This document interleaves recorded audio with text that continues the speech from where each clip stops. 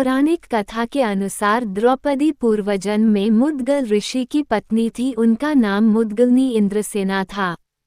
उनके पति की अल्पायु में मृत्यु उपरांत उसने पति पाने की कामना से तपस्या की थी। तब भगवान शंकर ने प्रसन्न होकर उसे वर देने की इच्छा की।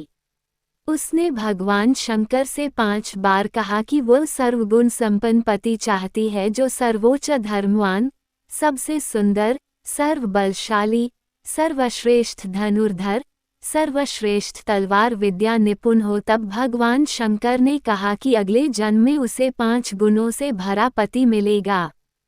क्योंकि उसने पति पाने की कामना 5 बार दोहराई थी, सारे गुण एक और यह सर्वगुण संपन्न एक में संभव भी नहीं।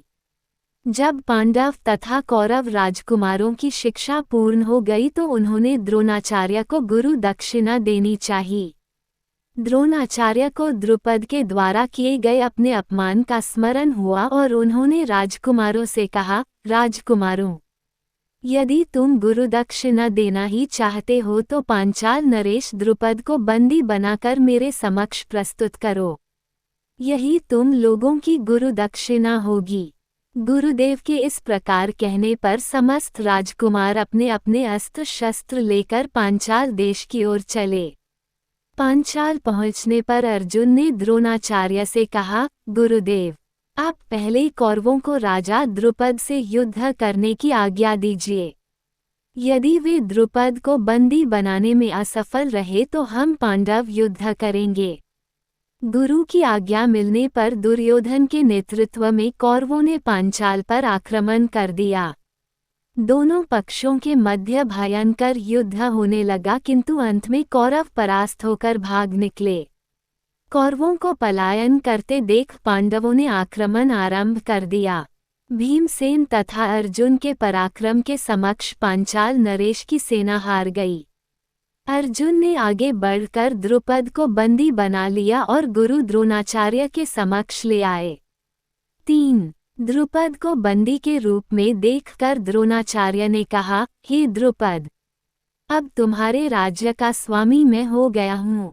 मैं तो तुम्हें अपना मित्र समझकर तुम्हारे पास आया था, किंतु तुमने मुझे अपना मित्र स्वीकार नहीं किया था। अब बताओ, क्या तुम मेरी मित्रता स्वीकार करते हो? द्रुपद ने लज्जा से सिर झुका लिया और अपनी भूल के लिए क्षमायाचना करते हुए बोले, हे द्रोण, आपको अपना मित्र न मानना मेरी भूल थी और उसके लिए अब मेरे हृदय में पश्चाताप है। मैं तथा मेरा राज्य दोनों ही अब आपके अधीन है। अब आपकी जो इच्छा हो करें। द्रोणाचार्य ने कहा, तुमने कहा था कि मित्रता समान वर्ग के लोगों में होती है, अतः मैं तुमसे बराबरी का मित्र भाव रखने के लिए तुम्हें तुम्हारा आधा राज्य लौटा रहा हूँ। इतना कहकर द्रोणाचार्य ने गंगा नदी के दक्षिणी तट का राज्य द्रुपद को सौंप दिया और शेष को स्वयं रख लिया। गुरु द्रोण से पराजित होने के उपरांत महाराज द्रुपद अत्यंत लज्जित हुए और उन्हें किसी प्रकार से नीचा दिखाने का उपाय सोचने लगे। इसी चिंता में एक बार वे घूमते हुए कल्याणी नगरी के ब्राह्मणों की बस्ती में जा पहुँचे। वहां उनकी भेंट याज तथा उपयाज नामक महान कर्मकांडी ब्राह्मण भाइयों से हुई। राजा द्रुपद ने उनकी सेवा करके उन्हें प्रसन्न कर लिया एवं उनसे द्रोणाचार्य के मारने का उपाय पूछा। उनके पूछने पर बड़े भाई याज ने कहा, इसके लिए आप एक विशाल यज्ञ का आयोजन करके अग्निदेव को प्रसन्न कीजिए, जिससे कि वे आपको वे महान बलशाली पुत्र का वरदान दे देंगे। महाराज ने याज और उपयाज से उनके कहे अनुसार यज्ञ करवाया। यज्ञ के उपरांत एक पुत्र का जन्म हुआ जो संपूर्ण आयुध एवं कवच कुंडल से युक्त था, और एक जुड़वा कन्या उत्पन्न हुई जिसके नेत्र खिले हुए कमल के समान देदीप्यमान थे। वह चंद्रमा के समान वक्र थी तथा उस सुंदर तेजस्वी अग्निपुत्री तेजस्वी कन्या का वर्ण थोड़ा श्यामल था। बालक का नाम धृष्टद्युम्न एवं बालिका का नाम द्रौपदी रखा गया। यज्ञ द्वारा उत्पन्न होने पर द्रौपदी यज्ञसेनी भी कहलाए। द्रौपदी के स्वयंवर की शर्त बहुत कठोर थी जिसे कोई भी नहीं तोड़ सका। कर्ण जो अंग देश का राजा था वो ये प्रतियोगिता जीत सकता था पर उसे अवसर नहीं दिया गया। अंत में अर्जुन ने ये शर्त जीती। शर्त जीतने के उपरांत कौरवों और उपस्थित राजाओं ने पांडवों को द्रौपदी को ले जाने से रोकना चाहा, जिसका सभी पांडवों ने डटकर सामना किया, जिसके फलस्वरूप वे द्रौपदी को ले जाने में सफल रहे। द्रौपदी सहित कुटिया पहुंचने पर जब पांडवों ने बाहर से ही कहा कि माता देखो हम क्या लाए हैं, तो बिन देखे ही कुंती ने कहा कि जो लाए हो आपस में बांट लो। माता की आज्ञा का निरादर नहीं करना चाहते थे, परंतु उन्हें एहसास था कि ऐसा करना ठीक नहीं होगा। परिणाम स्वरूप कुंती ने द्रौपदी को पांचों पांडवों में से एक को चुनने के लिए कहा। द्रौपदी ने युधिष्ठिर को चुना।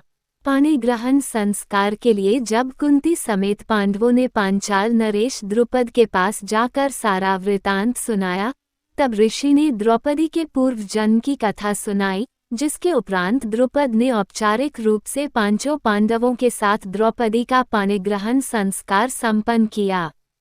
महाभारत में युधिष्ठिर सब कुछ हारने के बाद उन्होंने द्रौपदी को दांव पर लगा दिया और दुर्योधन की ओर से मामा शकुनी ने द्युत में अग्निपुत्री द्रौपदी को जीत लिया।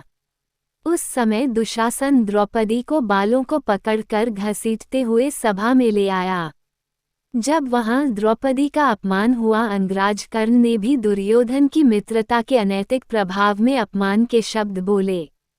तब भीष्म पितामह, द्रोणाचार्य और विदुर जैसे न्यायकर्ता और महान लोग भी बैठे थे, लेकिन वहां मौजूद सभी बड़े दिग्गज मुंह झुकाए बैठे रह गए। इन सभी को उनके मौन रहने का दंड भी मिला।